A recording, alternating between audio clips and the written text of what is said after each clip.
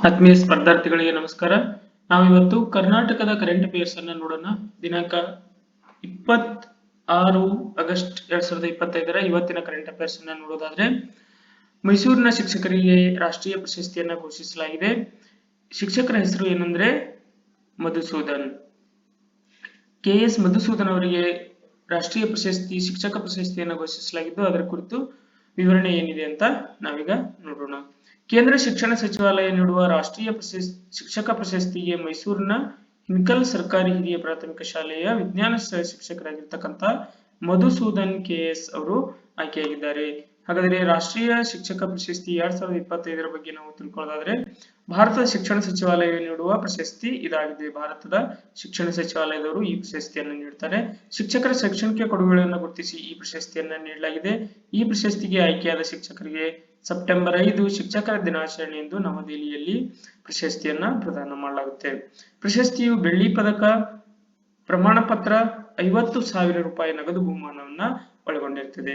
ಹಾಗಾದ್ರೆ ಯಾರು ಈ ಪ್ರಶಸ್ತಿಗೆ ಅರ್ಹರು ಅಂದ್ರೆ, ಭಾರತ ಸರ್ಕಾರದಿಂದ ಮಾನ್ಯತೆ ಪಡೆದ ಪ್ರಾಥಮಿಕ, ಮಾಧ್ಯಮಿಕ ಮತ್ತು ಪ್ರೌಢಶಾಲೆಗಳಲ್ಲಿ ಕೆಲಸ ಮಾಡುವ ಶಿಕ್ಷಕರು ಮತ್ತು ಮುಖ್ಯೋಪಾಧ್ಯಾಯರು ಈ ಪ್ರಶಸ್ತಿಗೆ ಅರ್ಹರಾಗಿರ್ತಾರೆ. ಆಯ್ಕೆ ಪ್ರಕ್ರಿಯೆ ಯಾವ ರೀತಿ ಇರ್ತಂದ್ರೆ, ಆಯ್ಕೆಯು 2 ಹಂತಗಳಲ್ಲಿ ನಡೀತದೆ. ಮೊದಲ ಹಂತದಲ್ಲಿ ಅರ್ಹತಾ ಪಟ್ಟಿ, ನಂತರ ಸಂದರ್ಶನದ ಮೂಲಕ ಶೈಕ್ಷಣಿಕ ಸಾಧನೆ, ನವೀನ ಬೋಧನಾ ವಿಧಾನ ಮತ್ತು ಕೊಡುಗೆಯ ಮೌಲ್ಯಮಾಪನವನ್ನು ಮಾಡಿ ಆಯ್ಕೆಯನ್ನ ಮಾಡಲಾಗುತ್ತೆ. ಪ್ರಶಸ್ತಿ ಪ್ರದಾನ ಸಮಾರಂಭ. ಪುರಸ್ಕೃತರಿಗೆ ಪ್ರಶಸ್ತಿಗಳನ್ನ ಶಿಕ್ಷಕರ ದಿನವಾದ ಸೆಪ್ಟೆಂಬರ್ 5ರಂದು ರಾಷ್ಟ್ರಪತಿಗಳು ಈ ಪ್ರಶಸ್ತಿಯನ್ನ ನವದೆಹಲಿಯಲ್ಲಿ ಪ್ರದಾನ ಮಾಡ್ತಾರೆ. 2023ರಲ್ಲಿ 75 ಶಿಕ್ಷಕರಿಗೆ ನೀಡಲಾಗಿತ್ತು ಮತ್ತು ಅದನ್ನ ರಾಷ್ಟ್ರಪತಿಯವರು ನೀಡಿದ್ದಾರೆ. ಮತ್ತೊಂದು ಕರ್ನಾಟಕದ ಪ್ರಮುಖ ಪ್ರಚಲಿತ ಘಟನೆ ಯಾವುದಂದ್ರೆ, ಬಾನು ಮುಸ್ತಾಕ್ ಅವರಿಗೆ ದಸರಾ ಉದ್ಘಾಟನೆಯ ಪರ ವಿರೋಧ ಚರ್ಚೆ ಕರ್ನಾಟಕದಲ್ಲಿ ನಡೀತಾ ಇದೆ. ಹಾಗಾದ್ರೆ ನಮಗೆ ಪರ ವಿರೋಧ ಚರ್ಚೆ ಬೇಡ, ನಮ್ಮ ಎಕ್ಸಾಮ್ ಪರ್ಪಸ್ ಆಗಿ ಯೂಸ್ ಆಗಿರ್ತಕ್ಕಂಥ ಬಾನು ಮುಸ್ತಾಕ್ ಅವರ ಬಗ್ಗೆ ತಿಳ್ಕೊಳ್ಳೋದು ಮತ್ತು ಅವರು ಯಾವ ಪ್ರಮುಖ ಕಾದಂಬರಿಗಳು ಮತ್ತು ಅವರು ಇತ್ತೀಚಿನ ಒಂದು ಮಹತ್ತರವಾದ ಪ್ರಶಸ್ತಿ ಬಂದಿದೆ, ಆ ಪ್ರಶಸ್ತಿ ಯಾವುದು, ಅದರ ಬಗ್ಗೆ ನಾವೀಗ ತಿಳ್ಕೊಳ್ಳೋಣ. ಬಾನು ಮುಸ್ತಾಕ್ 1948ರಲ್ಲಿ ಜನನ. ಇವರು ಮೂಲತಃ ಕರ್ನಾಟಕದವರು ಮತ್ತು ಕನ್ನಡದ ಬರಹಗಾರ್ತಿಯರು. ಭಾರತದ ದಕ್ಷಿಣ ರಾಜ್ಯವಾದ ಕರ್ನಾಟಕದ ಒಬ್ಬ ಕಾರ್ಯಕರ್ತೆ, ವಕೀಲೆ ಮತ್ತು ಬರಹಗಾರ್ತಿ.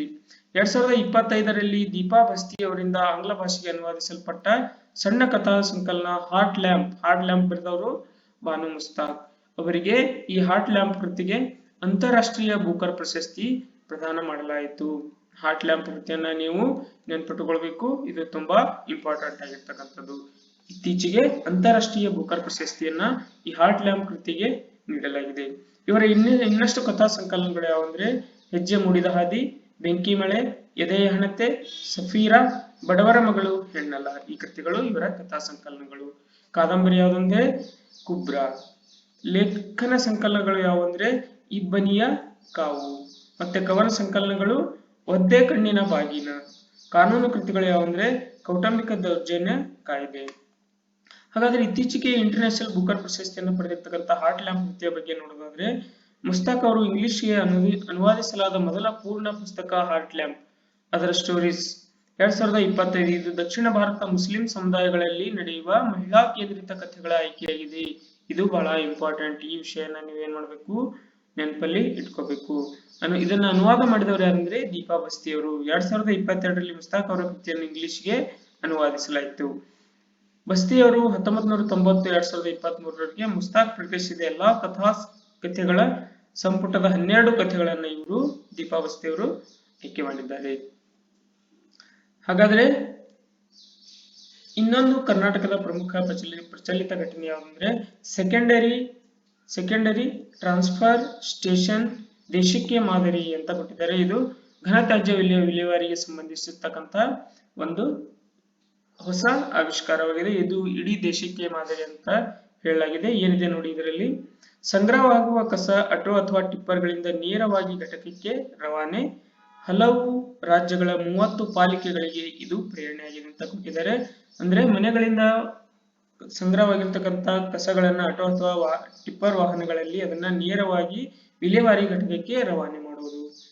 ನೋಡಿ ಏನಿದೆ, ಮನೆಗಳಿಂದ ಸಂಗ್ರಹವಾಗುವ ಕಸ ಆಟೋ ಟಿಪ್ಪರ್ಗಳಿಂದ ನೇರವಾಗಿ ವರ್ಗಾವಣಾ ಕೇಂದ್ರಕ್ಕೆ ರವಾನೆಯಾಗಿ ಅಲ್ಲಿಂದ ಸಂಸ್ಕರಣಾ ಘಟಕಕ್ಕೆ ವಾಸನೆ ಸೋರಿಕೆ ಇಲ್ಲದೆ ಸಾಗಣೆಯಾಗುವ ನಗರದಲ್ಲಿನ ಸೆಕೆಂಡರಿ ಟ್ರಾನ್ಸ್ಫರ್ ಸ್ಟೇಷನ್ಗಳು ಅಂದ್ರೆ STS ರಾಜ್ಯ ಘಟಕಕ್ಕೆ ಅಷ್ಟೇ ಅಲ್ಲ ದೇಶಕ್ಕೆ 20ಕ್ಕೂ ಹೆಚ್ಚು ಪಾಲಿಕೆಗಳಿಗೆ ಮಾದರಿಯಾಗಿದೆ. ಇದು ಘನತ್ಯಾಜ್ಯ ನಿರ್ವಹಣೆಗೆ ಅನುಕೂಲವಾಗಿರ್ತಕ್ಕಂಥ ವಿಷಯವಾಗಿದೆ.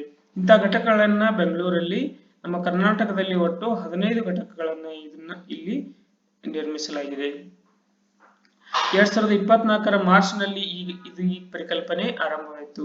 ಪರಿಶುದ್ಧ ವೆಂಚರ್ಸ್ ನಿರ್ವಹಿಸ್ತಾ ಇದ್ದಾರೆ ಇದನ್ನ. ಈ ಘಟಕದ ಯಶಸ್ಸಿನಿಂದ BBMP ವ್ಯಾಪ್ತಿಯ ಎಲ್ಲಾ ವಿಧಾನಸಭಾ ಕ್ಷೇತ್ರಗಳಲ್ಲಿ STS ಘಟಕಗಳನ್ನು ಸ್ಥಾಪಿಸಲು BSWML ನಿರ್ಧರಿಸಿದೆ ಅಂತ ಕೊಟ್ಟಿದೆ.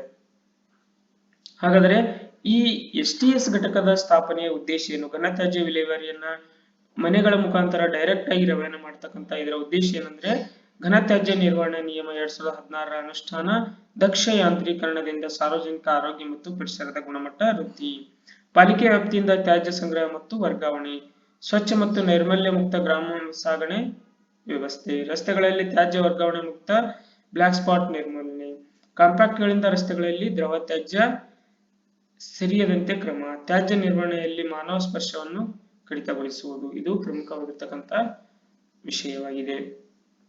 ನೀವು ಇದನ್ನ ನೆನಪಿಟ್ಕೊಳ್ಬೇಕು. ಒಟ್ಟು 23 ಸೆಕೆಂಡರಿ ಸ್ಟೇಷನ್ಗಳ ನಿರ್ಮಾಣವನ್ನ ಮಾಡಲಾಗ್ತಾ ಇದೆ. ಇದಕ್ಕೆ ಖರ್ಚು 255.45 ಕೋಟಿ ನಿರ್ಮಾಣ ವೆಚ್ಚ, 11.10 ಕೋಟಿ ಪ್ರತಿ STS ಗೆ ವೆಚ್ಚ ಮಾಡಲಾಗ್ತದೆ. ಒಟ್ಟು 265 ಟನ್ ಪ್ರತಿ STS ಸಾಮರ್ಥ್ಯ ಹೊಂದಿರ್ತವೆ. ನೀವು ಇದನ್ನ ನಮ್ಮ ಕರ್ನಾಟಕ ಕರೆಂಟ್ ಅಫೇರ್ಸ್ ಅಲ್ಲಿ ಪ್ರಮುಖವಾಗಿ ನೆನಪಿಡಬೇಕು. ಇವು ಇವತ್ತಿನ ಕರ್ನಾಟಕಕ್ಕೆ ಸಂಬಂಧಿಸಿರ್ತಕ್ಕಂಥ ಪ್ರಚಲಿತ ಘಟನೆಗಳಾಗಿವೆ. ನಿಮಗೆ ಈ ಪಾಠ ಇಷ್ಟ ಆದ್ರೆ ಲೈಕ್ ಮಾಡಿ, ನಿಮ್ಮ ಗೆಳೆಯರೊಂದಿಗೆ ಶೇರ್ ಮಾಡಿ ಮತ್ತು ಇನ್ನೂ ಯಾವ ರೀತಿ ಪಾಠ ಮಾಡಬೇಕು ಅನ್ನೋದನ್ನ ಕಮೆಂಟ್ ಮುಖಾಂತರ ತಿಳಿಸಿ ಅಂತ ಹೇಳ್ತಾ ಧನ್ಯವಾದಗಳು.